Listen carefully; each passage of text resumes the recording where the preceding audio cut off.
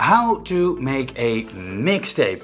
There are two ways of making a mixtape, doing it live and doing it in a software program. In this video I'll dive into how to make a mixtape live versus making a DJ demo in software, the up and down sides of both methods and some mixing techniques for DAWs. Of course the cassette tape is a joke, but do you know what a cassette tape has to do with a pencil? For the guys that grew up with cassette tape they probably already know, but if you don't, stick around till the end, I'll tell you. Let's take it away.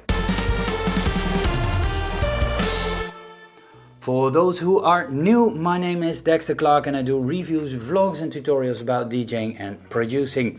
I want to give a special shout out in this video to my Patreon supporters. Of course, everyone can make a mixtape, just a bunch of songs in a sequence on a CD or a digital file, but it started out as a tape, hence the name mixtape. A DJ mixtape has three purposes. First of all, showing off your mixing skills. Second of all, showing off your track selection skills.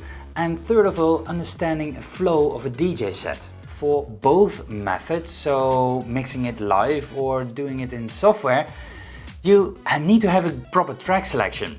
What I'd like to do is, when I'm practicing and I notice that I have a run of good songs that are a good fit together, I make a playlist out of that in Rekordbox. I can use that playlist later in one of my DJ sets, or I can make a mixtape out of those songs. But also Rekordbox can give you suggestions. I made a special video about related tracks in Rekordbox and track matches in Rekordbox.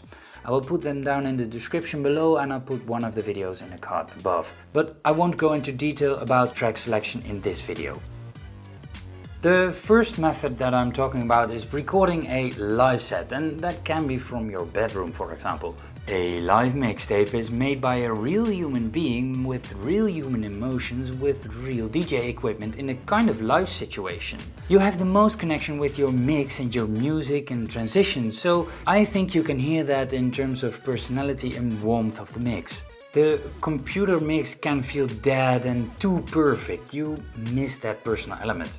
I think there is one big downside to making a mixtape live, is that when you have a 50 song mix and you screw up with number 49, you have to do it all over again. For a live mix, I find it really useful to make a playlist in Rekordbox. Then I'll do a trial run with all those tracks in Rekordbox and try to see where it is a handy fit to mix in and mix out. That I write down, and also the kind of transition I want to use between those songs. Now, record. The record function in Rekordbox can maybe help you with that, but that works only with certain DJ controllers from Pioneer and certain Pioneer devices like the CDJ2000 Nexus. But there's also a device in the form factor of a cassette tape from Reloop, really funny for making mixtapes. If you're super good, you can maybe even do it in one run, or don't write anything down and improvise everything, but I think for the most of us we have to do it a couple of times. Then mixing in software, and that's a bit controversial because a lot of DJs consider it cheating, and I'm really curious if you think it's cheating. Let me know in the comments below, and I'd like also to know why you think it's cheating and how many people think it's cheating and how many people don't think it's cheating. With software you can do much more trickery and cool stuff. A multiple song mashup, for example, is no problem at all in software. Also, you can do much more sound effects like bass drops and rises, for example. The possibilities are pretty much endless. Dedicated mix software would be quicker than a DAW, but on the other hand, with a DAW you can do everything. I tried Mashup by Mixing Key, but the problem was when I tried it there was a bug in the software that caused the tracks to run out of sync, but when editing the songs and editing the mix, then the tracks are in sync. Maybe they fixed it in the meantime. There are two approaches.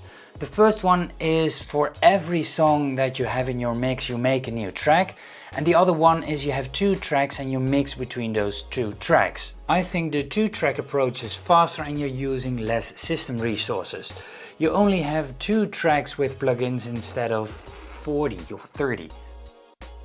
Some mixing techniques in DAWs are of course the volume fade and of course the high and the low cut filters.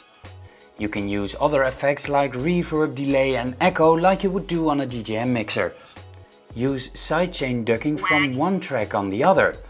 You can even automate the input level so the effect increases over time. You can even repeat certain sections. You can make a build-up that way. And if you place a riser under that, you have the perfect tension builder. Just take certain sections of a song, cut the song up and only use the parts you like. If you make a template in your DAW, you only have to set it up once and reuse it for your next mixtape. Do you have DAW mixing tips for other DJs? Let us know in the comments below.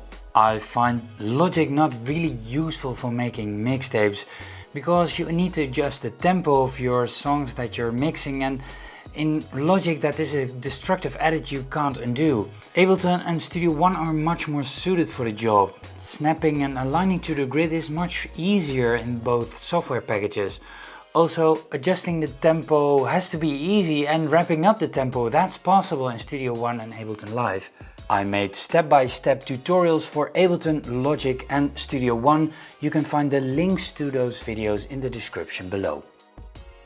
If you want to release your mixtape, you can do that on SoundCloud and on Mixcloud. I think that Mixcloud is more suited for the job, although SoundCloud is more popular.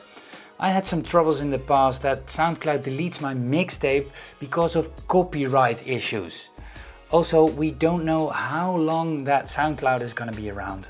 Mixcloud has struck a deal with licensees to avoid that copyright problem. Why SoundCloud couldn't do that, I don't know. But how about that cassette tape and that pencil?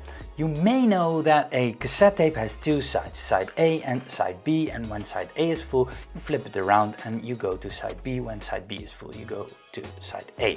But if you don't want to rewind your cassette tape in your cassette player, you can use a pencil for that. In the gears you stick it and then you can rewind the tape.